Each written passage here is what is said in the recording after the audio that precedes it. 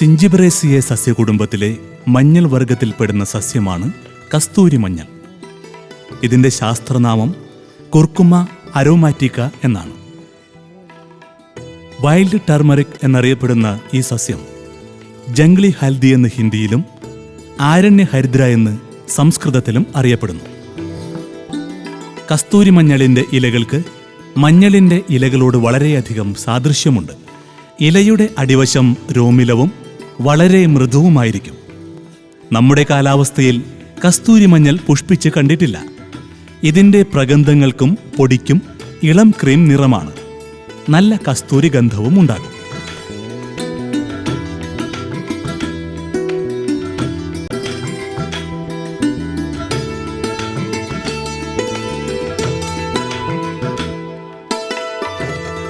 ഉണങ്ങിയ പ്രഗന്ധങ്ങളിൽ 0.8% ബാഷ്പതൈലവും 10.5% ഒളിയോ റെസിനും 0.7% നാരും അടങ്ങിയിരിക്കുന്നു.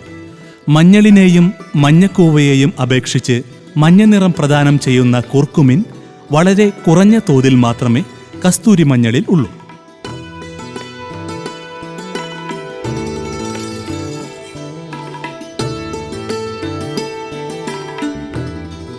ചർമ്മ സൗന്ദര്യം വർദ്ധിപ്പിക്കുന്നതിനുള്ള ഒരു വിശിഷ്ട ഔഷധിയാണ് കസ്തൂരി മഞ്ഞൾ. രോഗാണുക്കളിൽ നിന്ന് ചർമ്മത്തെ സംരക്ഷിക്കാനും സഹായിക്കുന്നു. നവജാത ശിശുക്കളെ കസ്തൂരി മഞ്ഞൾ തേച്ച് കുളിപ്പിക്കാം. ഭൂരിഭാഗം സൗന്ദര്യവർദ്ധക വസ്തുക്കളിലും പ്രസവാനന്തര ഉപയോഗത്തിനുള്ള ടോണിക്കുകളിലും ഇതൊരു ചേരുവയാണ്. പനിനീരിൽ അരച്ച് വെയിലത്ത് വെച്ച് ചൂടാക്കി പതിവായി മുഖത്ത് പുരട്ടിയാൽ മുഖക്കുരു ഇല്ലാതാകും. തേൾ തുടങ്ങിയ വിഷജന്തുക്കൾ കടിച്ചാൽ ഉടനെ ആ ഭാഗത്ത് കസ്തൂരി മഞ്ഞൾ അരച്ചിടുന്നത് നല്ലതാണ്. പനി, ചുമ, വിരയുടെ ഉപദ്രവം എന്നിവയ്ക്കെതിരായും ഇത് ഉപയോഗിക്കുന്നു. പല ആയുർവേദ ഔഷധങ്ങളിലും കസ്തൂരി മഞ്ഞൾ ചേരുവയാണ്. നാടൻ ഇനങ്ങളാണ് സാധാരണ കൃഷി ചെയ്യുന്നത്. തെക്കുകിഴക്കൻ ഏഷ്യയിൽ കസ്തൂരി മഞ്ഞൾ ധാരാളം കാണുന്നുണ്ട്. കിഴക്കൻ ഹിമാലയത്തിലും കേരളം, കർണാടകം സംസ്ഥാനങ്ങളിലെ വനാന്തരങ്ങളിലും ഇത് വളരുന്നു. നീർവാർച്ചയും ജൈവാംശവുമുള്ള ഏതു മണ്ണിലും കസ്തൂരി മഞ്ഞൾ കൃഷി ചെയ്യാം. തനിവിളയായോ തെങ്ങിൻ തോപ്പുകളിലും മറ്റും ഇടവിളയായോ കൃഷി ചെയ്യാം. കസ്തൂരി മഞ്ഞളിൻ്റെ പ്രഗന്ധങ്ങളാണ് നടാൻ ഉപയോഗിക്കുന്നത്. ഡിസംബർ ജനുവരി മാസങ്ങളിൽ വിളവെടുക്കുന്ന കിഴങ്ങുകൾ വേരു പറിച്ച് വൃത്തിയാക്കി അടുത്ത വർഷത്തെ നടീൽ വസ്തുവിനായി സൂക്ഷിച്ചു വയ്ക്കാം. മഴയും വെയിലും ഏൽക്കാത്ത രീതിയിൽ തറയിൽ കുഴിയെടുത്ത് വിത്തുകിഴങ്ങുകൾ സൂക്ഷിക്കാം. മുളച്ച പ്രഗന്ധങ്ങളാണ് നടീൽ വസ്തു. ഏകദേശം 15 ഗ്രാം തൂക്കമുള്ളതും നല്ല ഒരു മുളയെങ്കിലും ഉള്ളതുമായ പ്രഗന്ധം നടാനായി ഉപയോഗിക്കാം. ഏക്കറൊന്നിന് ഏകദേശം 600 കിലോഗ്രാം വിത്ത് ആവശ്യമാണ്. തള്ളപ്രഗന്ധവും നല്ല നടീൽ വസ്തുവാണ്. മഞ്ഞൾ കൃഷി ചെയ്യുന്നത് പോലെ കസ്തൂരി മഞ്ഞൾ കൃഷി ചെയ്യാം. കാലവർഷാരംഭത്തോടെയാണ് കൃഷി ഇറക്കുന്നത്. നിലം നന്നായി ഉഴുത് ഏക്കറൊന്നിന് 4 ടൺ ജൈവവളം ചേർത്ത് വാരങ്ങളുണ്ടാക്കി മുളച്ച പ്രഗന്ധങ്ങൾ നടുന്നു. നട്ടുകഴിഞ്ഞാൽ ഉടൻ തന്നെ പുതയിടണം. ഏക്കറൊന്നിന് 80 kilogram urea, 100 kilogram Rajphos, 35 kilogram potash എന്നിവ കൊടുക്കാം. രാജ്ഫോസ് മുഴുവനും അടിവളമായും യൂറിയ, പൊട്ടാഷ് എന്നിവ 2 തവണയായി നട്ട് 1.5 മാസവും 3 മാസവും കഴിഞ്ഞ് ഇട്ടുകൊടുക്കാം. വളപ്രയോഗത്തിന് മുമ്പായി കള നീക്കം ചെയ്യുകയും വളമിട്ടതിനു ശേഷം മണ്ണണയ്ക്കുകയും വേണം.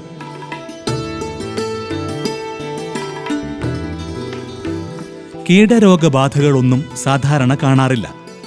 ആവർത്തിച്ചുള്ള കൃഷിയിൽ തണ്ടുതുരപ്പൻ പുഴുവിൻ്റെ ഉപദ്രവം ഉണ്ടാകാറുണ്ട്.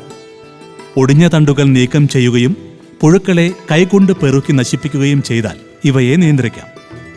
ആക്രമണം രൂക്ഷമാകാതിരിക്കാൻ ജൈവ കീടനാശിനികൾ ഉപയോഗിക്കാം. ഇലകൾ തിന്നു നശിപ്പിക്കുന്ന വിവിധ കീടങ്ങളുടെ ഉപദ്രവം ചെറിയ തോതിൽ കണ്ടാൽ പുകയില കഷായം തയ്യാറാക്കി ഉപയോഗിക്കാം. ഇലപ്പുള്ളി രോഗവും ഇലകരിച്ചിൽ രോഗവും അധികരിച്ചാൽ 1% വീര്യമുള്ള ബോഡോ മിശ്രിതം തളിച്ച് നിയന്ത്രിക്കാം.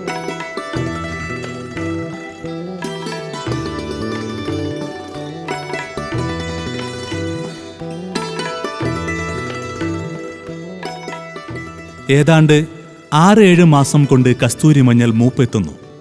ഇലകൾ ഉണങ്ങിക്കഴിയുന്നതോടെ കിളച്ചു പറിച്ചെടുക്കാം. ഉണങ്ങിയ ഇലകളും വേരുകളും കളഞ്ഞ് തടകളും കണങ്ങുകളും വൃത്തിയാക്കിയെടുക്കുന്നു. കണങ്ങുകൾ വിൽക്കുകയും തട നടീൽ വസ്തുവായി സൂക്ഷിക്കുകയും ചെയ്യാം. ശാസ്ത്രീയ രീതിയിൽ കൃഷി ചെയ്താൽ 1 ഏക്കറിൽ നിന്ന് 10 മുതൽ 12 ടൺ വരെ വിളവ് ലഭിക്കും.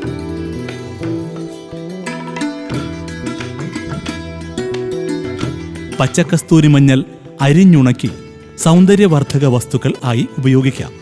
കസ്തൂരി മഞ്ഞൾപ്പൊടി, ബാഷ്പശീല തൈലം, ഒളിയോറസിൻ എന്നിവയാണ് പ്രധാനപ്പെട്ട മൂല്യവർദ്ധിത ഉൽപ്പന്നങ്ങൾ. 6 കിലോഗ്രാം പച്ച കസ്തൂരി മഞ്ഞൾ ഉണക്കി പൊടിച്ചാൽ ഏകദേശം 1 കിലോഗ്രാം കസ്തൂരി മഞ്ഞൾ പൊടി കിട്ടും.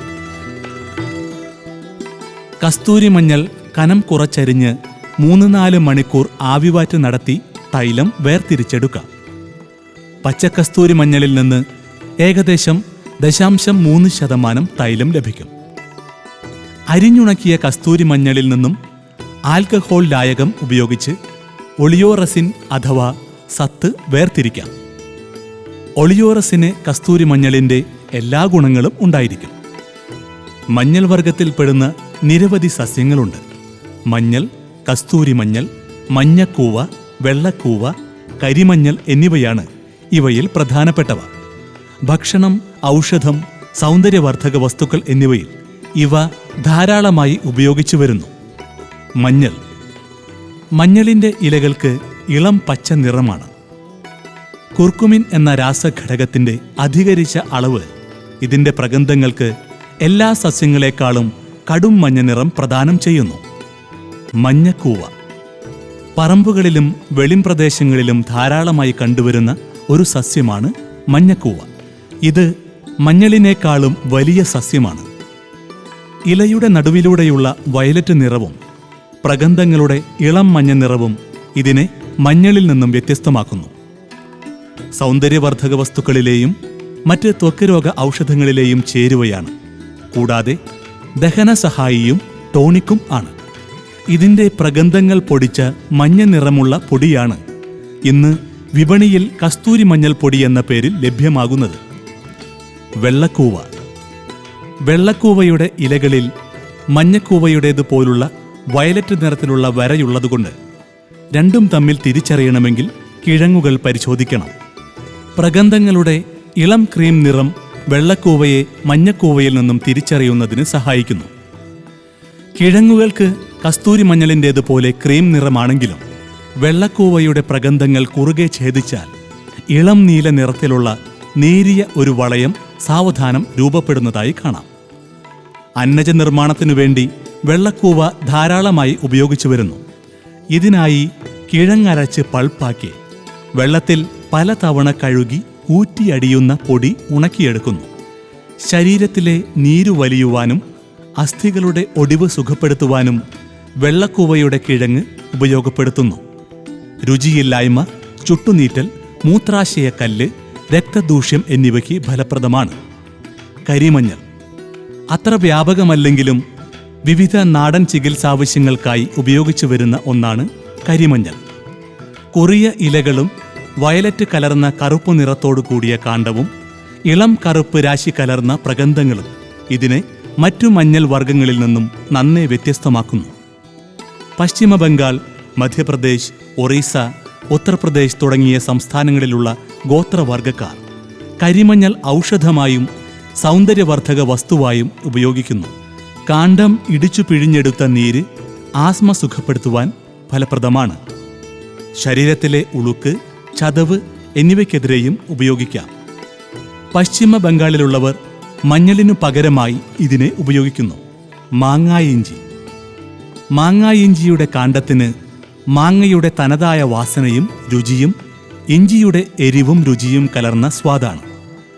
ഈ സസ്യത്തിൻ്റെ ഇലകൾ മഞ്ഞളിൻ്റേതുപോലെയാണെങ്കിലും കിഴങ്ങിൻ്റെ വാസനയും രുചിയും കൊണ്ട് എളുപ്പം തിരിച്ചറിയാം. വയറു സംബന്ധമായ എല്ലാ അസ്വസ്ഥതകൾക്കും ഉത്തമമാണ് മാങ്ങായിഞ്ചി. വളരെയധികം ഔഷധ ഗുണമുള്ള ഇതുപയോഗിച്ച് അച്ചാർ, ചട്നി, കാൻഡി, സോസ്, സാലഡ് എന്നിവ തയ്യാറാക്കാം. കൂടാതെ വിവിധ ഭക്ഷണ പദാർത്ഥങ്ങൾക്ക് രുചിയും മണവും നൽകുവാനും മാങ്ങായിഞ്ചി ഉപയോഗിക്കുന്നു. കൊച്ചിക്കൂവ. മരാൻഡ അരുണ്ടിനേസിയെ എന്ന ശാസ്ത്രനാമത്തിൽ അറിയപ്പെടുന്ന കൊച്ചിക്കൂവ മഞ്ഞൾ വർഗത്തിൽ പെട്ടതല്ലെങ്കിലും ആരോ റൂട്ട് എന്നറിയപ്പെടുന്ന ഈ സസ്യം സിഞ്ചിബറേസിയെ സസ്യകുടുംബത്തിലെ തന്നെ മരാൻഡ വർഗത്തിൽ പെടുന്നു. ഇലകളുടെ വ്യത്യസ്തതയും കിഴങ്ങുകളുടെ അമ്പ് പോലെയുള്ള ആകൃതിയും മഞ്ഞൾ വർഗങ്ങളിൽ നിന്ന് വേർതിരിച്ചറിയുവാൻ സഹായിക്കുന്നു. കൊച്ചിക്കൂവയുടെ കിഴങ്ങ് വളരെയധികം അന്നജ സമ്പുഷ്ടമാണ്. കൂവക്കിഴങ്ങിൻ്റെ ഏറ്റവും പ്രധാന ഉപയോഗം ആഹാരമായി തന്നെ. കൂവപ്പൊടി ഉപയോഗിച്ചുണ്ടാക്കുന്ന ആഹാരം എളുപ്പത്തിൽ ദഹിക്കുന്നു. അതിനാൽ രോഗികൾക്കും കുട്ടികൾക്കും ഇത് വളരെ നല്ലതാണ്. കൂവപ്പൊടി ഉണ്ടാക്കുന്നതിനായി തൊലി കളഞ്ഞ കിഴങ്ങുകൾ അതേപടി പൊടിച്ചെടുക്കുകയോ പൾപ്പാക്കി മാറ്റി വെള്ളത്തിൽ കലർത്തി അടിഞ്ഞു കിട്ടുന്ന പൊടി ഉണക്കിയെടുക്കുകയോ ചെയ്യാം. ബിസ്ക്കറ്റ്, കേക്ക്, ജെല്ലി, ഗുളികകൾ, ഫേസ് പൗഡറുകൾ, പശകൾ എന്നിവയുടെ നിർമ്മാണത്തിനും ദഹനക്കേട്, അതിസാരം, ചുമ എന്നിവയ്ക്കുള്ള ഔഷധമായും കൂവപ്പൊടി ധാരാളമായി ഉപയോഗിച്ചു വരുന്നു. അന്നജമെടുത്ത ശേഷമുള്ള ചണ്ടി കന്നുകാലി തീറ്റയായും വളമായും ഉപയോഗിക്കാം. എലികൾക്ക് ഇഷ്ടപ്പെട്ട കിഴങ്ങായതിനാൽ കൃഷി ചെയ്യുമ്പോൾ എലി നിയന്ത്രണ മാർഗങ്ങൾ സ്വീകരിക്കേണ്ടതാണ്. ചുരുക്കി പറഞ്ഞാൽ ഈ സസ്യങ്ങൾ തമ്മിൽ രൂപസാദൃശ്യങ്ങളുണ്ടെങ്കിലും ഇലയുടെയും കിഴങ്ങിൻ്റെയും രൂപവും നിറവും നോക്കി ഇവയെ തിരിച്ചറിയാം.